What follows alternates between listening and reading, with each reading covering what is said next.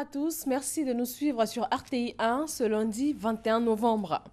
Comment aider l'Afrique à exploiter son potentiel? Comment créer des emplois pour les jeunes du continent? Ce sont entre autres points que la Banque européenne d'investissement et la Banque africaine de développement BAD examinent en ce moment dans la capitale économique ivoirienne. L'innovation et le développement durable sont également à l'ordre du jour. Aujourd'hui, 21 novembre, c'est la journée mondiale de la télévision, une célébration instituée en 1996 par les Nations Unies. C'est le moment pour les acteurs de ce média de revisiter leur profession, de dresser des bilans et de se projeter dans l'avenir. La ministre ivoirienne de la Communication était ce matin dans les locaux de la radiodiffusion-télévision ivoirienne RTI. Franck Wadio. Le ministre de la Communication, Maître Afoussiata Bamba Lamine, à la radiodiffusion-télévision ivoirienne RTI. La journée est particulière. Ce 21 novembre est la célébration mondiale de la télévision.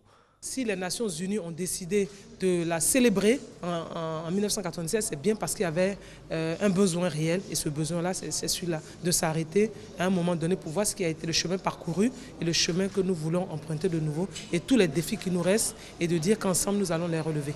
Visite à la rédaction donc, des échanges avec la direction, les reporters, les présentateurs et la production sur le contenu du journal. Partage des préoccupations et encouragement au travail. Des défis nouveaux attendent la télévision ivoirienne. Par exemple, celui de la libéralisation de l'espace audiovisuel, elle est imminente. Sur la libéralisation, il faut savoir que le dossier a énormément avancé.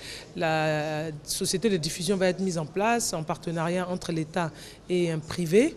Et ensuite, après la société de diffusion, il y aura donc les différentes sociétés d'édition qui vont s'installer dans le paysage ivoirien. Quand nous aurons fini cette étape-là, et que les sociétés vont être installées, nous passerons à la phase concrète, à savoir que les sociétés vont pouvoir émettre. Mais pour émettre, il y a un cahier de charges qui va les lier avec l'État. 20% de programme purement national, une des exigences à remplir pour être sélectionné. La RTI est pour sa part dans la dynamique. Il faut que la RTI continue à se préparer, que ce soit la télé ou même évidemment la radio, puisque nous allons basculer au numérique en ce qui concerne la radio.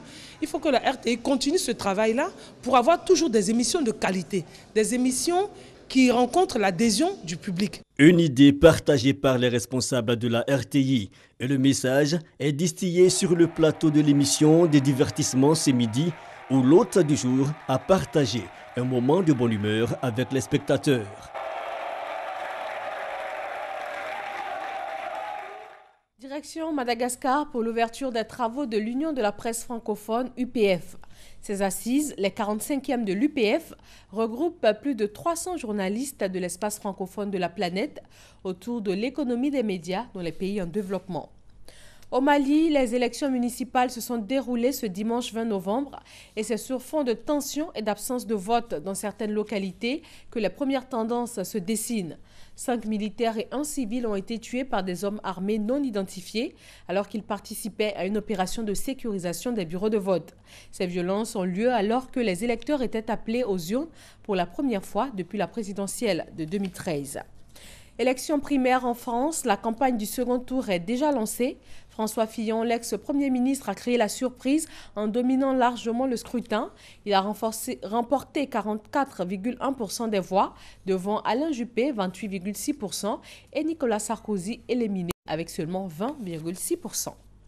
Pendant ce temps, un nouvel attentat a été déjoué sur le sol français. 7 hommes ont été interpellés dans la nuit de samedi à dimanche à Strasbourg et à Marseille dans le cadre d'une opération antiterroriste.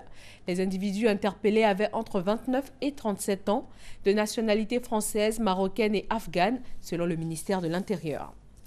Et c'est un parcours hors du commun. Un jeune homme camerounais de 18 ans, William Kemadjou, vient de recevoir la médaille d'or du meilleur ouvrier en métallerie de Bretagne, dans l'ouest de la France. Sa singularité, il est sans papier. Parti du Cameroun seul en 2014, il a atterri en Bretagne presque par hasard. Le jeune homme a remporté la médaille d'or en fabriquant une hydrolienne. Il prépare maintenant les Olympiades nationales des métiers avant de participer au concours international à Abu Dhabi en octobre 2017. S'il est sélectionné, il pourrait représenter la France. En Inde, au moins 142 tués et plus de 200 blessés dans le déraillement d'un train de 14 wagons. Selon les autorités, le déraillement pourrait être dû à un rail fissuré. Datant en grande partie de l'époque coloniale, le réseau ferroviaire indien transporte chaque jour environ 23 millions de personnes dans des conditions bien souvent précaires. Merci de votre attention. Je vous retrouve à 20 h pour le journal, toujours sur RTI 1.